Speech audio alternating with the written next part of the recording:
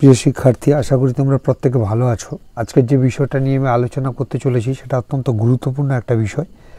সেটা হচ্ছে তোমরা যারা সদ্য টেস্ট পরীক্ষা পাস করার পরেই তোমরা এবিটিএ কিংবা ডব্লিউবিটিএ এই ধরনের টেস্ট পেপারগুলো নিয়ে তোমরা প্র্যাকটিস শুরু করে দিয়েছো মাধ্যমিকের জন্য।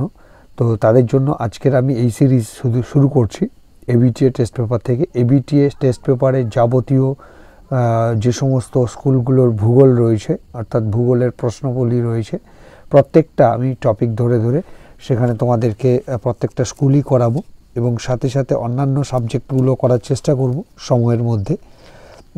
এটা যেমন ভূগোল বাংলা ভার্সনে তোমাদের রয়েছে, দেখো পেজ নাম্বার 41, 82, 122 থেকে এখান থেকে শুরু করে আপ টু 115 এই পর্যন্ত এতগুলো স্কুল আছে। সব কটা স্কুল কিন্তু আমি প্রতিদিন একটা করে নয়, দুটো, তিনটে, চারটে এরকম করে একসাথে করেই করব এবং এবিটিএ শেষ হয়ে যাওয়ার পরে ডব্লিউবিটিএ শুরু করব।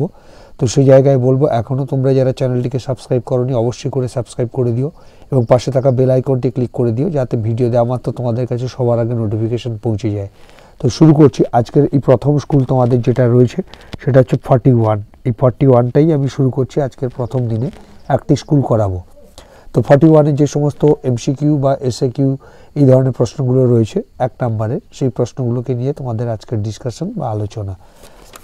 তো 41 পেজে আমি যাচ্ছি। আচ্ছা, চলে এসেছি 41 পেজ। 41 পেজে অলরেডি আমি এগুলো তোমাদেরকে সলভ করে রেখেছি যাতে দেরি না হয়, তার জন্য সমস্ত প্রশ্নগুলো একদম প্রথমেই দেখো তোমরা জিওগ্রাফি সেকশানে 41 পেজে, পেজ নাম্বার 41-এ দেখো প্রথম প্রশ্ন রয়েছে 1.1, আরোহণ প্রক্রিয়ায় সৃষ্ট একটি ভূমিরূপ হলো। এখানে দেওয়া আছে গিরিখাত, রসেমাতানে, বালিয়াড়ি এবং গৌড়। প্রত্যেকটা ভূমিরূপ অর্থাৎ এখানে বালিয়াড়ি ছাড়া সবকটাই কিন্তু ক্ষয় কার্যের ফলে সৃষ্ট, ফলে এখানে বালিয়াড়ি অর্থাৎ বায়ুর সঞ্চয় কার্যের ফলে সৃষ্ট একটি ভূমিরূপ। আরোহণ প্রক্রিয়া সঞ্চয়ের একটি প্রক্রিয়া, সেখানে এখানে বালিয়াড়ি হবে সঠিক উত্তর। দ্বিতীয় প্রশ্ন রয়েছে ইনসেলবার্ট আরও ক্ষয় পেয়ে গম্বুজাকার ঢিবিতে পরিণত হয়, তাকে বলা হয় থাকে বর্নহার্ট, অর্থাৎ খ হবে সঠিক উত্তর।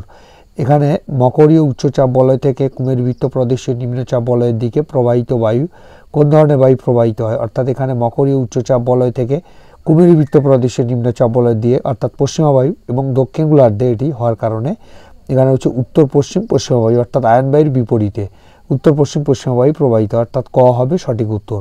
পরে রয়েছে 3/4 অর্থাৎ 4 ভাগের 3 ভাগ। এখানে ভাগ মেঘাচ্ছন্নতা যে প্রতীকের দ্বারা দেখানো হয় সেটা হচ্ছে ঘ। এটা ভারত মহাসাগরের একটি উষ্ণ স্রোতের উদাহরণ হলো কুরেশীয়, এটা হচ্ছে প্রশান্ত মহাসাগরীয় স্রোত। পশ্চিম অস্ট্রেলিয়ার স্রোত শীতল স্রোত, পেরুর স্রোত শীতল এবং মৌসুমী স্রোত এটা উষ্ণ স্রোত এবং ঋতুভিত্তিক স্রোত এটা মৌসুমী ভারত মহাসাগরে, এক্ষেত্রে ঘ হবে সঠিক উত্তর। পরে 1/6 রয়েছে একটি জোয়ার এবং একটি ভাটার মধ্যে সময়ের ব্যবধান, একদম সহজ প্রশ্ন এটা, 6 ঘন্টা 12 মিনিট 11.25 সেকেন্ড বা 6 ঘন্টা 13 মিনিটও বলা হয়ে থাকে। পরে রয়েছে তোমাদের দেখো ফ্লাই অ্যাশ 1.7, ফ্লাই অ্যাশ কি, তাপবিদ্যুৎ কেন্দ্রের নির্গত অ্যাশটাকে বলা হচ্ছে ফ্লাই অ্যাশ। পরে রয়েছে সর্বাধিক আন্তর্জাতিক সীমানাযুক্ত রাজ্যের নাম কি, সেটা হচ্ছে পশ্চিমবঙ্গ। এখানে যেগুলো দেওয়া আছে জম্মু কাশ্মীর, গুজরাট, মিজোরাম এবং পশ্চিমবঙ্গ, এখানে পশ্চিমবঙ্গ হবে, বাংলাদেশের সাথে সবথেকে বেশি সীমান্ত এরিয়া জুড়ে রয়েছে পশ্চিমবঙ্গ। পরের প্রশ্ন রয়েছে গোদাবরী এবং কৃষ্ণা নদীর বদ্বীপের মাঝে অবস্থিত হ্রদের নাম কি, সেটা হচ্ছে কোলেরু হ্রদ। এবং এখানে রয়েছে ভারতের মৃত্তিকা সংরক্ষণের গৃহীত একটি পদ্ধতি, এগুলো রয়েছে জলসেচ, যেমন ক্ষয় কার্য হয়ে থাকে, ঝুম চাষ ক্ষয়, পশুচারণ ক্ষয়ের ফলে মৃত্তিকা ক্ষয়ের কারণ হিসেবে এগুলো আসছে এবং ফালি চাষ হবে সঠিক উত্তর। আচ্ছা, পেজটাকে আমি একটু বড় করে নিচ্ছি, জুম করে নিচ্ছি তোমাদের দেখার সুবিধার্থে। আচ্ছা, পরের প্রশ্ন রয়েছে দেখো বল উইভিল পোকার আক্রমণ ঘটে পাট অর্থাৎ কটন চাষের ক্ষেত্রে, পাট চাষের ক্ষেত্রে এই বল উইভিল পোকার আক্রমণ ঘটে থাকে। 12 প্রশ্ন ভারতের বৃহত্তম সরকারি লৌহ ইস্পাত শিল্পকেন্দ্রের নাম হলো ভিলাই। 2011 সালে আদমশুমারি অনুসারে ভারতের সর্বাধিক সাক্ষরতাযুক্ত রাজ্যের নাম হচ্ছে কেরালা, 93.91%, সব থেকে বেশি। আচ্ছা, রেডার হলো এক ধরনের অ্যাক্টিভ সেন্সর, এক্ষেত্রে 14টা কিন্তু এমসিকিউ আমি করিয়ে দিলাম। এবার আসছি পরের পেজে। পরের পেজে দেখো পরের পেজে রয়েছে অর্থাৎ খ বিভাগের ক্ষেত্রে, খ বিভাগে এখানে রয়েছে শুদ্ধ অশুদ্ধ 2.1, যে কোনো 6টি প্রশ্ন এখানে দেওয়া রয়েছে, অর্থাৎ 6 নম্বরে থাকবে তোমাদের অবঘর্ষ এবং উৎপাটন হলো হিমবাহের ক্ষয়কার্যের ফলে সৃষ্ট পদ্ধতি, অর্থাৎ ক্ষয়কার্যের পদ্ধতি। হ্যাঁ, অবঘর্ষ এবং উৎপাটন, এটা শুদ্ধ। লালিনার প্রভাবে প্রশান্ত মহাসাগরের পূর্ব উপকূলে খরা দেখা যায়, এটা অশুদ্ধ। খরা দেখা যায়, এটা অশুদ্ধ। মাদাগাস্কার ও মোজাম্বিক স্রোতের মিলিত শাখা হলো কামচাটকা স্রোত, এটা অশুদ্ধ। আচ্ছা, পরে রয়েছে স্লাজ হলো এক প্রকারের তরল বর্জ্য পদার্থ, এটা অর্ধ তরল বর্জ্য পদার্থ হবে। কাদা মিশ্রিত কাদা তরল যেটা হচ্ছে শিল্পজাত দ্রব্য বর্জ্য পদার্থ, এটা অর্ধ তরল বর্জ্য পদার্থ, এক্ষেত্রে অশুদ্ধ হবে। দক্ষিণ ভারতের তুলনায় উত্তর ভারতে নিত্যবহ কালের সংখ্যা বেশি, হ্যাঁ ঠিক, এটা শুদ্ধ। চণ্ডীগড় একটি পরিকল্পিত শহর, এটা শুদ্ধ। উপগ্রহ চিত্রের স্কেল সর্বদা একই থাকে, এটা অশুদ্ধ। উপগ্রহ চিত্রের স্কেল সর্বদা এক থাকে না, পরিবর্তিত হয়। হয়ে গেল। পরের প্রশ্ন রয়েছে 2.2, উপযুক্ত শব্দ বসিয়ে শূন্যস্থান পূরণ করো। এক্ষেত্রে দেখো প্লায়া হ্রদ হলো উত্তর আফ্রিকার কী নামে পরিচিত, শর্ট নামে পরিচিত উত্তর আফ্রিকায়। 2.2.2 এর প্রশ্ন, গিনি উপকূলে স্থানীয় বায়ু কী নামে পরিচিত? হারমাটন বায়ু, হারমাটন নামে পরিচিত। গিনি উপকূলে স্থানীয় বায়ু হারমাটন। আচ্ছা, 2.2.3-তে বলছে উত্তপ্ত ভূপৃষ্ঠে ড্যাশ তরঙ্গ রূপে বায়ুমণ্ডলের তাপ বিকিরণ করে, অর্থাৎ দীর্ঘ তরঙ্গ, এটা তোমরা জানো, সহজ একটা প্রশ্ন। আচ্ছা, পরে রয়েছে মরা কটাল হয়ে থাকে কোন তিথিতে? মরা কটাল হয় অষ্টমী তিথিতে। ভরা কটাল হয় কোন তিথিতে? এটা হচ্ছে অমাবস্যা এবং পূর্ণিমাতে ভরা কটাল হয়ে থাকে, তাহলে অষ্টমী তিথিতে মরা কটাল হয়ে থাকে। বৈদ্যুতিক বর্জ্যকে সংক্ষেপে বলা হয়ে থাকে ই ওয়েস্ট বা ই বর্জ্য পদার্থ বলা হয়ে থাকে, ইলেকট্রনিক্স ওয়েস্ট বা বর্জ্য পদার্থ, যেমন কম্পিউটার, ল্যাপটপ, হ্যাঁ এগুলো।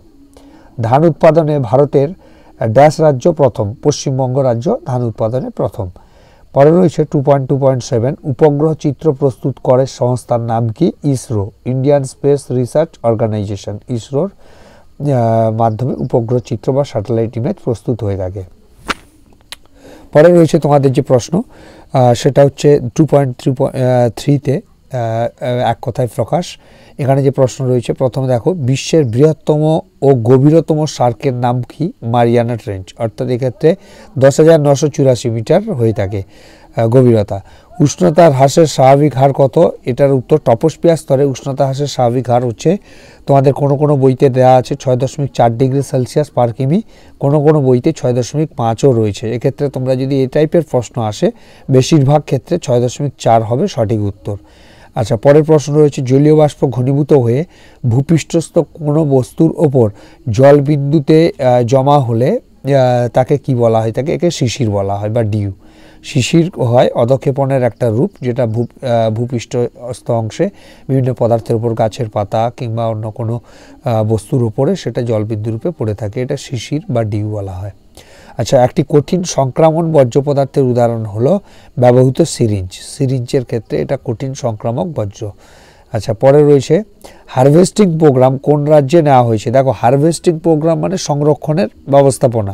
এখানে যদি জল সংরক্ষণ অর্থাৎ রেন ওয়াটার হারভেস্টিং বলা হয়, সেক্ষেত্রে দক্ষিণ ভারতের তামিলনাড়ু, তোমরা জানো অগ্রণী রাজ্য, তামিলনাড়ু হবে সঠিক উত্তর। আচ্ছা, যে শস্য জুন জুলাই মাসে বপন এবং নভেম্বর ডিসেম্বর মাসে তোলা হয়ে থাকে তাকে কি বলা হয়? খারিফ শস্য, খারিফ মরশুম, এটা হচ্ছে খারিফ শস্য বলা হয়। আচ্ছা, পরের প্রশ্ন রয়েছে কুমায়ুন হিমালয়ের হিমবাহ সৃষ্টিকারী হ্রদগুলিকে কি বলা হয়ে থাকে? কুমায়ুন হিমালয়ের তাল সৃষ্টি হয়, নৈনিতাল, ভীমতাল, সাততাল, এই যে তাল বলা হয়ে থাকে কুমায়ুন হিমালয়ের হিমবাহ সৃষ্টিকারী হ্রদগুলিকে। সামুদ্রিক মাছের প্রধান খাদ্য কি? সামুদ্রিক মাছের প্রধান খাদ্য হচ্ছে প্লাঙ্কটন, এটা ফাইটোপ্লাঙ্কটন এবং জু প্লাঙ্কটন দু ধরনের হয়ে থাকে। আচ্ছা, এখানে পরের প্রশ্নে আমরা আসছি ডান দিক এবং বাম দিক মেলানো। এক্ষেত্রে যে প্রশ্নটা রয়েছে দেখো তোমরা, বারখান হচ্ছে বায়ুর সঞ্চয় কার্যের ফলে গঠিত হয় বারখান। ক্রান্তীয় ঘূর্ণবাত ইয়াস ঝড় হয়েছে, ইয়াস হচ্ছে ক্রান্তীয় ঘূর্ণবাত। আচ্ছা, কেন্দ্রীয় কৃষি গবেষণাগার অবস্থিত পুসাতে। সিটি অফ জয় বলা হয় কলকাতাকে, সিটি অফ জয় বলা হয় কলকাতাকে। তাহলে এ পর্যন্ত তোমাদের যে ক বিভাগ খ বিভাগের প্রশ্নগুলো থাকে, সেখানে 1 নম্বরের যে প্রশ্ন সবকটা সলভ করিয়ে দিলাম। এরপরে তোমাদের 2 নম্বরের প্রশ্ন রয়েছে, আমি কিন্তু 1 নম্বর শেষ হয়ে যাওয়া মাত্র, অর্থাৎ এবিটিএ এবং ডব্লিউবিটিএ সবকটা করানোর পরেই তোমাদের কিন্তু 2, 3 এবং 5 সবকটা প্রশ্নই কিন্তু আমি এক ধার থেকে আলোচনা করব এবং সাথে সাথে যে প্রশ্নগুলো তোমরা পারবে না সেগুলো আমি নোটস আকারে দিয়ে দেবো। ফলে চ্যানেলের সাথে অবশ্যই জুড়ে থেকো এবং প্রত্যেকটা দিনই প্রত্যেকটা স্কুল শুধু নয়, একই সাথে 2, 3, 4টে করে স্কুল আমি করাবো এবং এবিটিএ শেষ হয়ে যাওয়ার পরেই আমি কিন্তু ডব্লিউবিটিএ টেস্ট পেপারটাকে ধরবো। তো আপাতত এ পর্যন্ত, দেখা হচ্ছে পরবর্তী ভিডিওতে। সুস্থ থেকো, ভালো থেকো, থ্যাংক ইউ।